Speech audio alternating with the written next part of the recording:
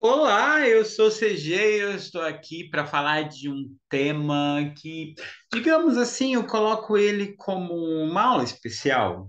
Uma aula especial.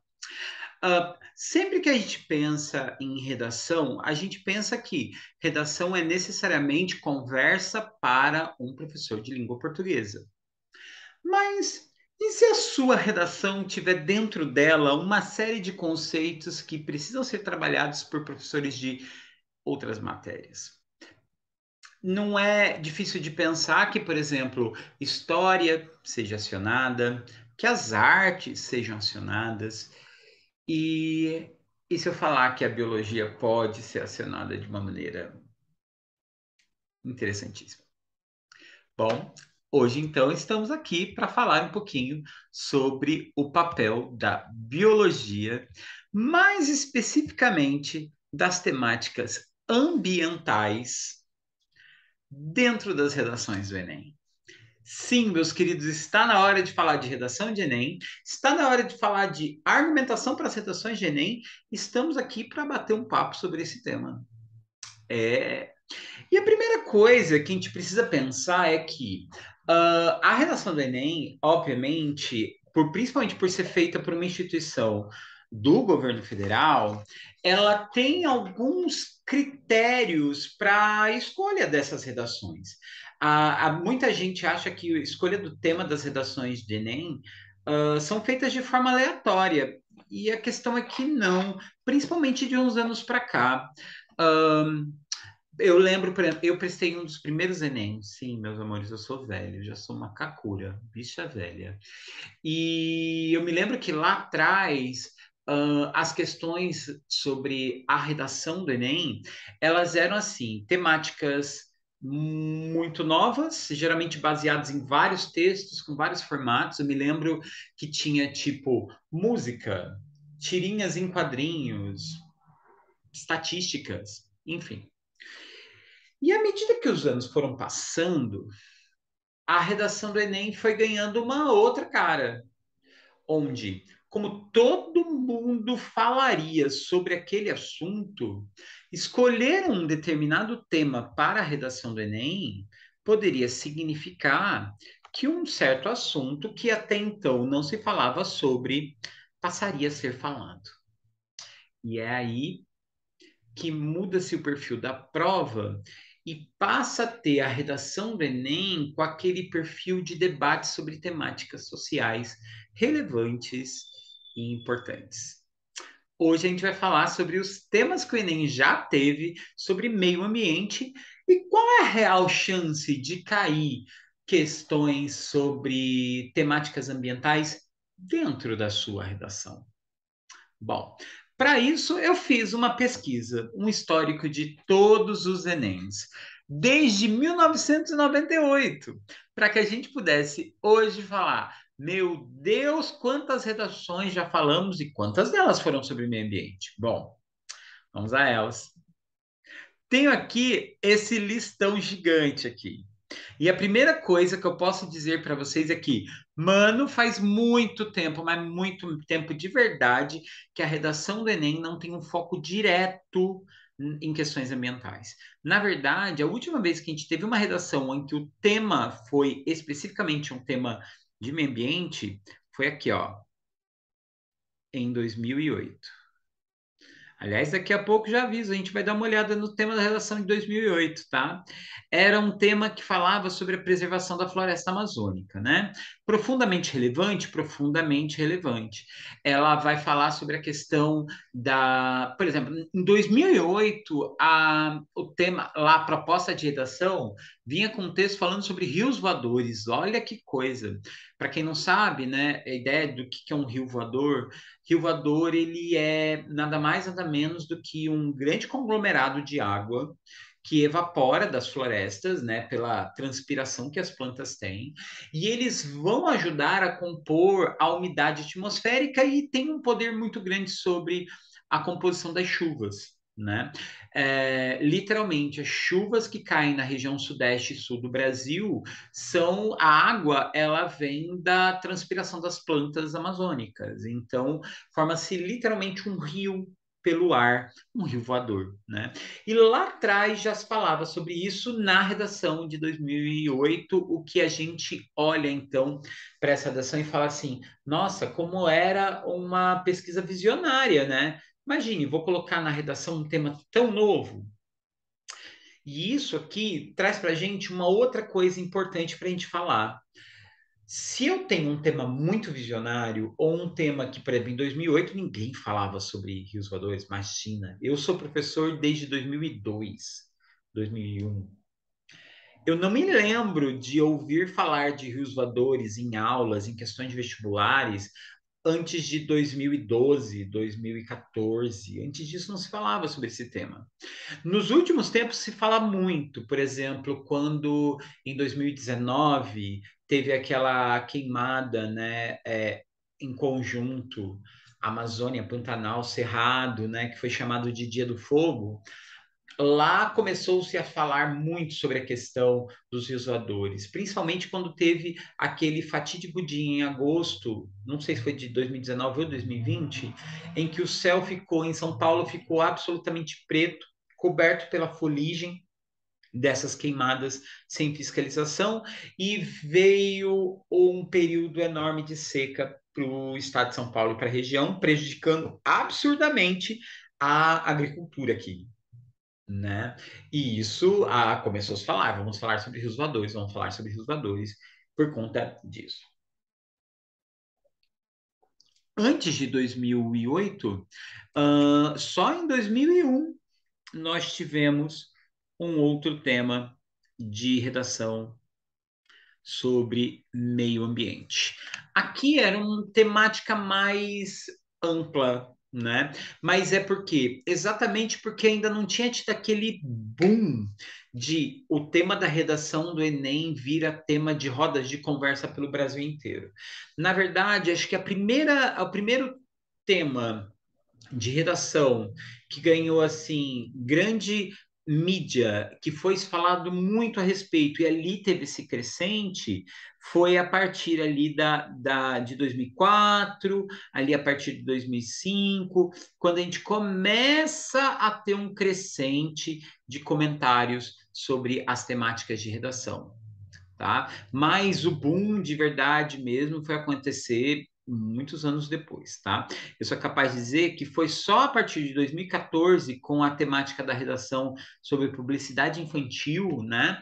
Sobre a questão, sabe, aquela história de por que que sumiram os programas infantis da TV, era porque acabou com a publicidade que era feita para criança, assim, debate essa por que proibir propaganda para criança, né? Fazer propaganda de brinquedos, propaganda de materiais didáticos, né?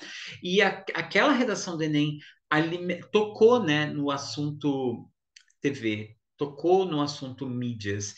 E aí, a partir de 2014, todo ano, qualquer redação do Enem vira o estardalhaço e talvez isso traga até eu estar aqui. Afinal de contas, se você fizer uma busca simples pela internet, você vai encontrar uma grande quantidade de vídeos no YouTube, você vai encontrar reportagens de jornais grandes falando qual é a grande chance de cair tal tema na redação, quais são os últimos 10 temas, vamos comentar sobre o último tema. Enfim, esse tipo de debate começou a vir ali em 2014, o que explica lá em 2001, quando tivemos um tema sobre meio ambiente, ele ficar ali, parece que o tema era meio raso, né? Tipo, desenvolvimento e preservação ambiental. Como conciliar esses interesses em conflito, né? Em 2001, um tema como esse é um tema baseado no conceito de sustentabilidade, né? Que é um conceito que já não é recente, né? A gente já fala de sustentabilidade basicamente desde que a gente começou a ter interesses políticos em debater questões ambientais. Sustentabilidade é o princípio ecológico, né? Vale a gente fazer aqui um adendo para falar sobre o conceito, de equilíbrio entre consumo consciente crescimento econômico e preservação da natureza. É um tripé que a gente tem, sabendo que não dá para haver crescimento econômico sem ter um pensamento sobre preservar. E preservar a natureza também envolve preservar espaços, obviamente, verdes, animais e tudo mais, mas preservar as culturas. Existem culturas espalhadas pelo mundo inteiro que são muito associadas a espaços naturais, que também desapareceram à medida que a gente degradou os espaços naturais. E isso influencia na forma como a gente consome, e isso vira um circuito, e essa relação entre crescer economicamente sem destruir vira a ideia de sustentabilidade. Isso estava lá embutido nesse debate, e a gente hoje aqui vai falar a respeito dessas duas redações, tá? Dessas duas temáticas. Pelo menos a gente vai dar aqui uma comentada mais aprofundada sobre os dois temas. Aqui é importante dizer que, como faz muitos anos que nós não temos um tema de redação voltado para questões de meio ambiente, existe sim a possibilidade de surgir de volta esse tema por aí, tá? E por que razão? Exatamente porque faz muitos anos que não se tem o levantamento de polêmicas dessa natureza. Note que aqui, na lista dos últimos temas que surgiram no Enem, todos eles têm um enfoque muito grande em questões sociais, o que faz com que exista uma grande probabilidade de trazer a temática ambiental vinculada às questões sociais. Tá? Por exemplo, 2021 falou sobre a questão da invisibilidade de registro civil. Estava falando sobre existe muita gente no Brasil que não é registrada, não tem uma certidão de nascimento, não tem documentos. Como que isso vai garantir a cidadania desse indivíduo? Uma questão fortemente social, de impacto, de grande impacto sobre esses aspectos de cunho sociológico. Biológico, quase nenhum. A gente vai pensar aqui no máximo sobre a questão do acesso à saúde. Em 2020, nós estávamos falando sobre a questão do estigma das doenças mentais. Aqui a gente também tem uma questão de impacto social muito intensa, né? A gente pode falar aqui, por exemplo, sobre a luta antimanicomial, mas eu não posso perder de vista aqui que eu tenho sim ali aquele pezinho, né, na biologia, na mente, na entender como o cérebro funciona e tudo mais. É claro que se você levasse a redação para esse sentido, você corria o risco de ser pego na questão de fugir do tema, né?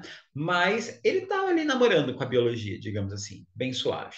2019, vamos fazer uma retrospectiva. Nós estamos falando da democratização ao acesso ao cinema. Quando a gente fala da democratização do acesso ao cinema, a gente está falando de todo mundo tem acesso a esse meio de cultura? E a questão é não, né? A gente sabe que hoje em dia o custo para você ter acesso a esse tipo de arte é caro, né? É claro que à medida que baratearam-se os streamings e aumentou a concorrência, alguns filmes vão direto para esses sistemas online de distribuição e promoção de arte, os cinemas acabaram nessa concorrência perdendo, né? Mas ainda nós estamos falando de uma arte que está cada vez mais se elitizando, né? E o Brasil, no caso, produz cinema também, mas produz um cinema em menor quantidade do que um cinema americano, que acaba predominando as salas de cinema, exatamente porque, né, eles acabam vindo com um potencial cultural, eurocêntrico, enfim, a gente poderia passar dias falando sobre esse tema. Como geralmente é a proposta do Enem, pegar um tema que talvez você não esteja mirando o seu olhar para ele, mas ele está lá esperando atrás da moitinha para pular em cima de você durante a prova. E aí, se vocês olharem, nesses últimos, sei lá, 4, 5 anos, questões sociais, sociais, sociais, convívio, comunidade, interação, isso tem tudo a ver com a questão de meio ambiente. Existe a possibilidade, a gente está aqui, só para, se você está vendo esse vídeo em outro ano, a gente tá falando de 2022, tá? A gente está em outubro de 2022. Existe aqui, a gente está ao final de um mandato presidencial, de um governo de direita, do Bolsonaro, que construiu assim um embate ideológico contra a arte brasileira, principalmente a arte marginal. Então, houve confrontos sobre a questão de cultura e questões sociais. Então, existe a possibilidade desse tema este ano não vir com questões ambientais? Tem, exatamente dado a proximidade da prova do Enem acontecer perto do período eleitoral. Isso, digamos assim, depois contra, né, ao governo. Sem falar que os últimos anos do governo Bolsonaro, nós tivemos muitos problemas e muitas polêmicas a respeito da preservação ambiental. Tanto um ministro de meio ambiente que foi demitido por conta de estar associado ao tráfico de madeira na Amazônia, o desaparecimento de um ativista inglês muito importante que foi morto, e isso está associado ao garimpo também na região do Pará, Amazônia, e o tal Dia do Fogo, que aconteceu, incêndios coletivos, demissões de cargos de especialistas de defesa ambiental dentro do governo para colocar outras pessoas. Enfim, as questões ambientais no Brasil têm sido geralmente temas muito inflamados, mas a escolha de um tema que esteja muito nesse alto vai depor contra o governo nesse momento. E aí eu falo para vocês, tem uma grande chance dele aparecer numa prova de redação? Ele não. Mas existem questões paralelas que vão poder surgir de forma mais silenciosa. Por exemplo, existem questões sobre meio ambiente que não depõem diretamente sobre o governo atual, mas que pode ser uma questão de cunho social. Por exemplo, o acesso a saneamento básico no Brasil. A gente sabe que o Brasil é um país com potencial hídrico gigantesco. Nós temos os maiores rios do mundo, nós temos uma quantidade absurda de água doce, mas a gente também tem um grande potencial de poluição dele, de consumo e desperdício dessa água. Questões a respeito deste tema, como por exemplo desperdício de água, sobre saneamento básico, é possível surgir, principalmente porque se você olhar para os temas dos anos anteriores, nunca se falou sobre água. E se você olhar questões de vestibulares, do próprio Enem, sobre vestibulares anteriores, outras instituições como Unesp, Unicamp, FUVEST, estes outros vestibulares, também muito tradicionais do Brasil, já trouxeram o tema de água nos últimos anos. Exatamente porque nós estamos vivendo um período onde se debate muito a questão climática, né? A gente já está falando sobre refugiados climáticos e não só refugiados de guerra e refugiados por questões religiosas. A gente já fala de gente fugindo de lugares porque o clima não favorece mais a existir naquele lugar. A gente fala de aquecimento global, com derretimento de geleira, aumento dos níveis oceânicos e da poluição de água de rios e mares. Sem falar que no Brasil, o maior vilão do consumo e o principal responsável pela crise hídrica do Brasil é a agricultura. Né? A agricultura consome boa parte de toda a água potável que estaria disponível para a população. E, ao mesmo tempo, a gente vê na TV propagandas preocupadas em feche a torneira, tome um banho mais curto, não lave a calçada, quando a gente sabe que, tipo, não faz diferença para nós que fazemos uso doméstico da água fechar a torneira enquanto escova o dente ou tomar um banho mais curto, porque realmente não faz diferença. Mas o que faz diferença para a população brasileira quando o assunto é água é a questão da rede de esgoto. Tipo, nós temos algo em torno de 60, 70% da população brasileira com acesso à água potável, ou seja, pessoas que abrem a torneira das casas e tem água saindo ali, mas você tem cerca de 30, 40% só da população brasileira que tem rede de esgoto. E o que isso significa? Significa que nós temos boa parte das populações que têm acesso à água tratada, mas todo o esgoto que ela produz não é retirado da sua casa para ir para uma estação de tratamento. Ou seja, todo o esgoto produzido pela população acaba caindo ou em corpos d'água, como rios, lagos e coisas assim, ou então contamina lençóis freáticos por fossas asséticas e coisas assim, ou nem chega a sair, o que significa que aumenta a chance da transmissão de doenças. E aqui a gente entra na questão social, porque saneamento básico são questões que são fatores de medição de qualidade de índice de qualidade de vida, de IDH, né? O índice de desenvolvimento humano leva em conta coisas como saúde, segurança, educação e saneamento básico. E olha que coisa interessante. O Brasil criou, em anos anteriores, políticas de preservação ambiental, políticas de resíduos sólidos, mas até hoje nunca criou muito bem ou nunca efetivou direito um código de garantia de saneamento básico. Alguns especialistas políticos na área comentam que essa questão do saneamento básico no Brasil não cola, né? Tipo, nenhum político se interessa em fazer andar a roda e melhorar as questões de saneamento básico por duas razões. Primeiro, saneamento básico, instalar rede de esgoto, são coisas que não são visíveis para propaganda. Então, literalmente, você vai fazer uma rede de esgoto, ele vai ficar no chão, embaixo da terra, ninguém vai ver. A melhoria, ela vem de forma imediata, mas ela só reflete em melhorias reais a longo prazo. E as pessoas só entendem esse como um problema real quando isso bate na porta, né? Então, enquanto a gente não tem uma epidemia de doenças provocadas por micróbios que são transmitidos por um sistema oral fecal, transmitidos por água contaminada ou por fezes ou coisas assim, não vai haver muito interesse. Aliás, isso tem uma base histórica, né? A gente vê, por exemplo, na Europa, a Europa só realmente se atinou à ideia de que precisava construir rede de esgoto e garantir rede de esgoto e água separada, água tratada para a população, quando eles vivenciaram grandes epidemias de cólera, grandes epidemias de doenças que poderiam ser transmitidas pela água. E isso fez com que hoje a Europa seja o território no mundo com a maior quantidade de pessoas que têm água limpa e rede de esgoto. E sem falar que, assim, não esse tipo de coisa não é acessível a todas as populações, né? Então a gente pensa assim, eu, numa região urbana, tenho acesso, a região rural já é mais difícil.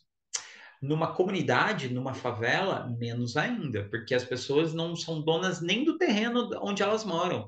Então, como é que ela vai ter endereço, CEP, conta de água, conta de luz?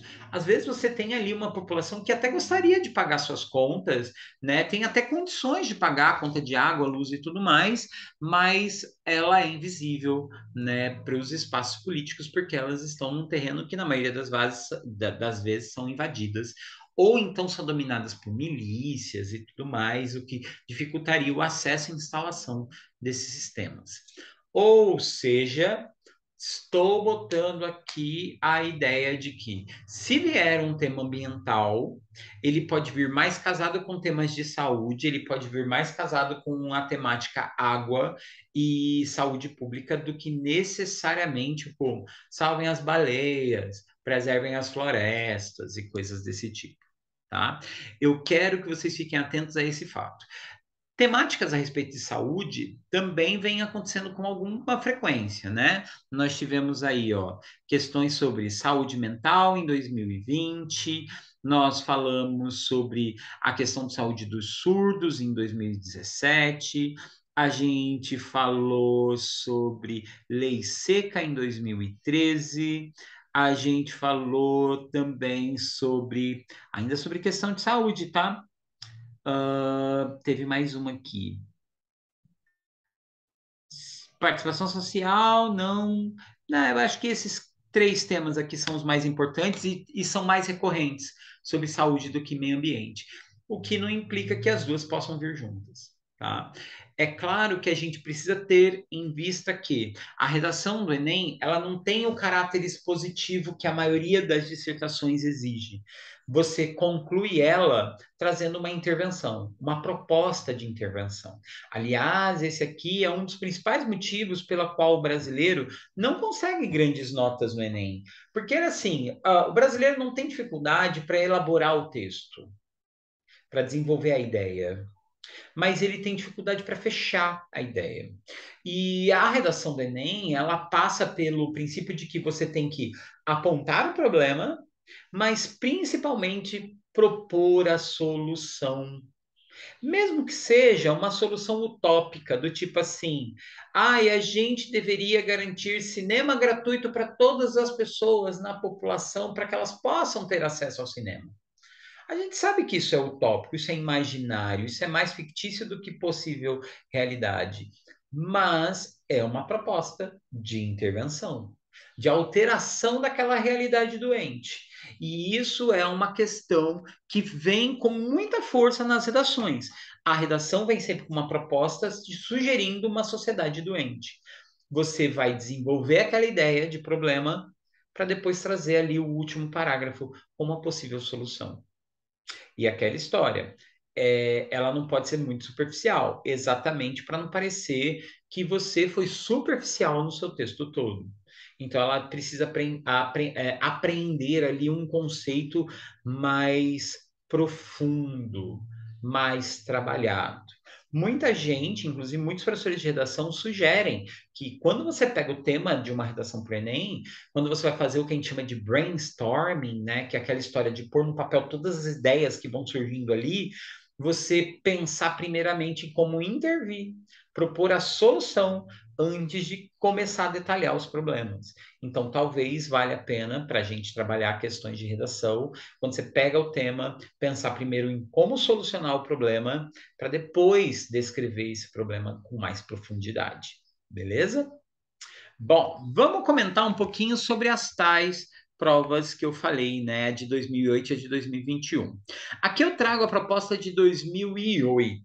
A proposta de 2008 começa com essa imagem, que é a ideia de um ciclo da água clássico, né? Só que aqui da América Latina. Nós temos aqui, de um lado, o oceano que evapora, a floresta evaporando, e todos esses rios se encaminhando em direção à Cordilheira dos Andes. E a Cordilheira dos Andes meio que funciona como uma barreira, né? Então essas nuvens são formadas, entram para dentro do continente, mas elas descem em direção ao sul, criando os rios voadores que a gente tanto comenta, né? Mas isso é um comportamento muito típico do nosso continente. Um professor de geografia provavelmente teria muito mais condições de dar detalhes sobre isso. E aqui, olha que interessante, ele traz aqui um texto, né, um texto do Lovejoy Rodrigues, falando sobre a máquina de chuva da Amazônia, já fazendo esse debate sobre a questão de chuva, sobre meio ambiente, e depois, logo na sequência, durante esse texto, ele apresenta para a gente o Chico Mendes. Chico Mendes, para quem não conhece, foi um importante ativista de questões ambientais. O Chico Mendes, ele morreu há muitos anos atrás, e morreu fazendo a defesa de um povo que trabalhava na extração do látex da seringueira. E ele foi um dos primeiros a levantar a ideia de que quem trabalhava na Amazônia para a extração do látex da seringueira era um povo pobre e que ele era mais marginalizado ainda porque vinha lotado de um trabalho onde ele não conseguia gerar renda para si e melhorar as condições de vida. Era um sistema quase escravo, né? E aí, por conta dessa exposição do Chico Mendes e da exposição que ele fez das condições de trabalho lá na Amazônia, a situação ficou de uma forma de que falar de Chico Mendes era falar da Amazônia. E quando se falou da Amazônia, e ele teve a chance de ir até para fora para falar sobre isso, houve então a possibilidade de falar sobre ativismo natural no Brasil, e isso nós estamos falando aqui década de 80, década de 90, né? Ali teve o grande boom. E ali a gente começa a levantar as primeiras reflexões sólidas sobre a questão de preservação da natureza, e notem que o tema da redação era para girar em torno de entender como a Amazônia é um forte produtor de água para proteger o sistema de chuvas em toda a América Latina e como o desmatamento vai contribuir para desequilibrar essa balança. Né? Aliás, aqui ele dá aqui uma série de sugestões, né, sobre como a gente fazer essa abordagem, e aí ele dá aqui algumas ações que poderiam ser, né? Aqui ele fala que, ó, escolha uma dessas ações a seguir e redija um texto dissertativo, ou seja, ele te apresentou o problema e ele propõe assim, ó, segue um desses caminhos aqui, elabora um texto sobre isso. Ele fala que sobre a possibilidade de suspender o desmatamento, era uma das ações. O outro era sobre aumentar a fiscalização, né, e aplicar multas pesadas. E o segundo, efetuar pagamento a proprietários de terra para que eles deixem de desmatar, ou seja, você utilizar, no caso, recursos internacionais para garantir que esses donos dessas terras, que provavelmente são grileiros, né, parem de desmatar a floresta. Notem que a redação de 2008, apesar dela ser uma ela levanta um problema e ela pede que você siga um caminho sobre qual intervenção deve ser feita, lembre-se que ela parte sempre dessa ideia. É uma questão ambiental problemática, elabora a intervenção. Neste caso específico, o que não aconteceu muito depois disso foi ele deu sugestões de intervenção, né? Era para seguir um dos três caminhos. A maior parte das redações posteriores não, ela te deixa livre para desenvolver a intervenção como você achar melhor, tá? Bom, esse aqui era o meu comentário geral sobre a redação de 2008, a redação do Enem de 2008, ela tinha essa pegada do tipo, era bem específica, e era assim: se você não soubesse falar sobre o tema, ou se você não soubesse usar os textos de suporte, você estaria no mato sem cachorro, né? Coisa que posteriormente isso foi se perdendo, né? A redação do Enem passou a não ter tanta especificidade para dar espaço à criatividade e, obviamente, você usar o seu repertório de vida para desenvolver o texto. Agora vamos falar sobre a redação de 2020, 2001, né?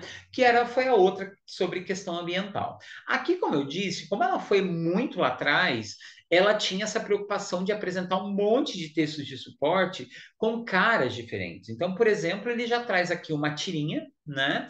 Uma tirinha aqui falando: Gonçalves Dias, nossos céus têm mais estrelas, nossas várzeas têm mais flores, nossa vida tem mais amores, minha terra tem palmeiras onde canta o sabiá. Isso é uma referência ao Gonçalves Dias, né? É um poema de Gonçalves Dias. E o sabiá sou eu, e essa era a minha palmeira. Ou seja, rola aquela energia, né, da brochada ao quando o sabiá feliz, falando da natureza, e aí o próprio espaço dele já não existe mais, né? Isso é uma menção à ideia de preservação da natureza e um debate simples sobre o fato de seres vivos estarem perdendo seus habitats naturais. Tá. Aí vem um trecho aqui feito de um texto feito pelo Greenpeace, que estava disponível no site do Terra, na qual ele fala, ele expõe sobre as questões de desmatamento e destruição de florestas. Ele fala aqui sobre como que são preservadas ou como são perdidas, no caso aqui ele fala da perda, tipo, ó, restam hoje em todo o planeta apenas 22% da cobertura florestal original. Né? E aqui ele só apresenta dados, é aquela história. Na maioria das vezes, quando você precisa fazer uma argumentação na apresentação de um problema, você tem que apresentar argumentos com um embasamento sólido. Embasamentos estatísticos são sempre muito interessantes. Nas últimas redações do Enem, eles têm feito isso. Sempre tem lá no meio uma reportagem, uma pesquisa, alguns gráficos, da qual, se você fizer aquela leitura ali, você consegue tirar informações extras para desenvolver o seu texto. Só que a redação do Enem 2001 não parava por aqui, ela seguia mais adiante. Nós temos aqui outro texto da WWF, novamente um texto apresentando a questão da poluição e consumo de recursos. WWF, assim como Greenpeace, são duas instituições que têm esse apelo da preservação mundial. Aqui no caso, ele traz aqui um argumento baseado num texto do Mahatma Gandhi, que é um importante ativista, né, pela paz mundial e ele acabou, obviamente, né, passando ali também por questões de meio ambiente lá na Índia, né? A gente não pode esquecer historicamente que a Índia já foi um território colonizado pela Grã-Bretanha. Mahatma Gandhi lutou para fazer devolução dessa Índia para os indianos, e aí essa visão sobre modelo de desenvolvimento no mundo teve que mudar, porque a gente sabe, né, que toda colônia, né, ex-colônia de algum lugar, foi depenada pela sua metrópole, né? E a Índia passou por isso com a Inglaterra, assim como o Brasil passou isso com Portugal, né? E a América Latina passou com a Espanha, enfim, né? Surge aqui um último texto, também aqui no caso, é uma carta enviada à seção do Correio da revista Galileu, então um trecho da revista Galileu, falando aqui sobre o papel do George Bush, né? E uma relação sobre um debate entre o George Bush, uma fala, na verdade, mal colocada do George Bush, e que foi rebatida por um chefe, o chefe Seattle de uma tribo americana. E esse texto que foi, né, endereçado, no caso, a um antigo presidente, ao Franklin Pierce, lá atrás, ele acabou trazendo isso para o George Bush debater, e as questões aqui giravam em torno, porque nessa época, em 2001, nós falávamos muito do Protocolo de Quioto, né? O Protocolo de Quioto foi um documento que deveria ter sido assinado na cidade de Quioto, onde os países, os líderes, chefes de Estado, se preocupavam em redução da emissão de gás carbônico para a atmosfera. E os países super desenvolvidos, como China, Estados Unidos, Alemanha, se recusaram a reduzir, mesmo ouvindo os discursos de gente que estava já sendo vítima de problemas com aquecimento global. E aí, nessa época, o George Bush, que era o presidente, né, nesse período aí, ele colocava a situação, ele coloca aqui a frase, né, somos os maiores poluidores do mundo, mas se for preciso, poluiremos mais para evitar uma recessão na economia americana. É aquela coisa, né, ele está querendo quebrar o laço da ideia de sustentabilidade. E esses eram os textos suportes para se falar sobre preservação e meio ambiente.